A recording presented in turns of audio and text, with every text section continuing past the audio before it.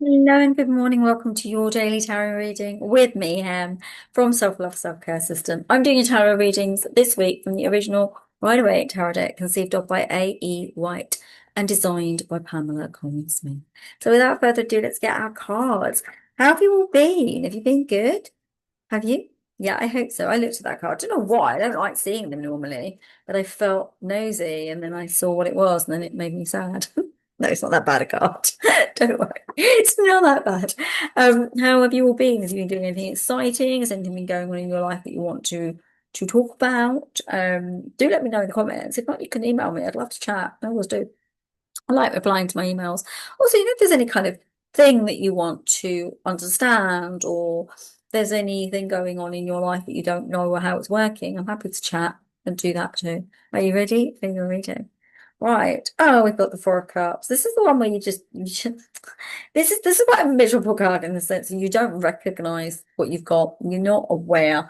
Now, I'm going to really go into this one today and really, really work with this card, right, and explain what's coming through for me.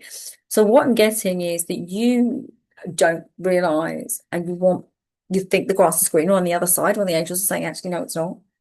And they're saying to me to tell you guys what you've got is good enough. It's just you need to see it for what it is. You need to recognize it. You're almost thinking, I've got nothing. I'm sitting here all meh, don't have it. It's all bad. I can't deal with it. Actually, no, it's not true. You've got a beautiful fertile tree behind you here. You've got the cup being brought to you, and the angels are saying you're not listening. They're talking, they're talking, they're talking, they're giving you the information, they're telling you, they're showing you, and you're going, oh, the angels are always deserting me. No one supports me. Nothing's happening. It's that joke, isn't it? That one where the I think his guy's really, really like he's really religious. He goes to church every day, and then there's this massive flood, and he says, "I have my God," and the flood's so bad, and the people come past in the boat, and they say, "Hey, hey, come get in the boat," and he's like, "No, no, no, no, God's going to save me." And then nothing happens. Oh, a helicopter comes and they drop the lads and go, come up here. No, it's fine. God will save me, he says. And he ends up in the water and then he's in the water and he's holding on to something but it's still no good. And he lets go and then there's these people up a tree that say, come up here. It's never going to get this high. And he says, no, God will save me. And he gets to the pearly gates of heaven and the angels are there and he says, why didn't God save me? And they're like, well, he sent you a boat.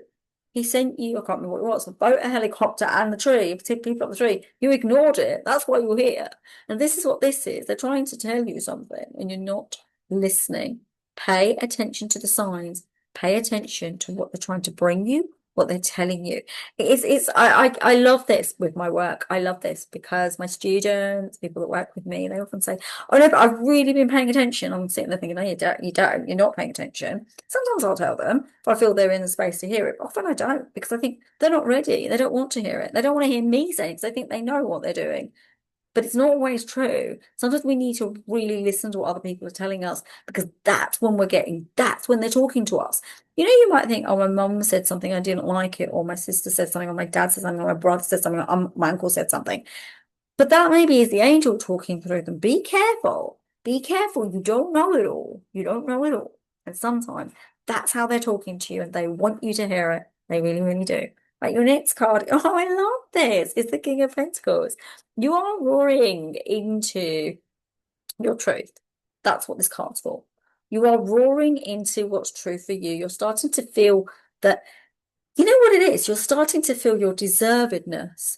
You're starting to feel the bigger aspect of you, the totality of you. You're starting to recognize who you are in a real sovereign high way. You recognize it, you know it, and you are really tuning into it. And the angels are telling me to say that you don't need to be concerned about much because you're starting to become the version of yourself that is very, very sovereign, very, very high vibrational, very attuned, and you're ready to take the place of the sovereign being in your life. It's quite interesting because I was doing some work with the angels and they were telling me to remember I'm the eldest, I'm the elder, I'm the one, right? And I'm wise and I'm able to share information and that kind of thing. But it's the same with this. It's about you recognizing that you are that one. And they're saying, tell yourself that I am the master in my life. I am the master of my ship. I can do that. I can take that. I can be that. You see, often what happens is when you get this sort of fracturing and you feel like your life's not being run by you and it's like a boat with no oars and it's doing what it wants, it's going wherever it wants to. It's normally your own resistance to your greatness. It's normally your resistance to your shine. It's normally playing yourself down, and not being your full whole self, and exploring life in that way. Many of us are still small versions of ourselves. It's very interesting. I want to really draw your attention to this. So you might think everyone who's elite is always playing their big selves. No, they might be playing their ego selves. That does not give them mean their shining self, right? Or you might think, oh, this person's really, really high vibrational. So they, hang on, bear with me a minute, sorry. Sorry, my lovelies. I needed to pause because my neighbour was doing something and I needed to speak to them. So yeah, so yes, it's about being your real true self and really, really moving into that and recognizing that. So if you've got this far, my lovelies, you are more than welcome to give me a thumbs up. I would love a thumbs up.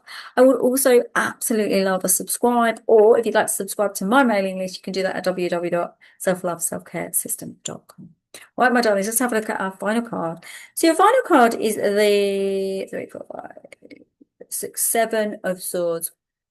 And it's it's a funny one, the 7 of Swords in this particular deck, because it's like you're going through some kind of pain, but it's almost like it's a joke. Like you're not feeling the pain. You're actually being a little bit like, well, this is really, really painful for me. I can't handle this, but actually you can. It's almost like you're tricking yourself out of the reality of your life. It's like you're not really having what you deserve. It's interesting because the angels have been telling you a little bit of a story since this year began, about really stepping up to you and stop pretending. And there's a lot of pretense being played out here.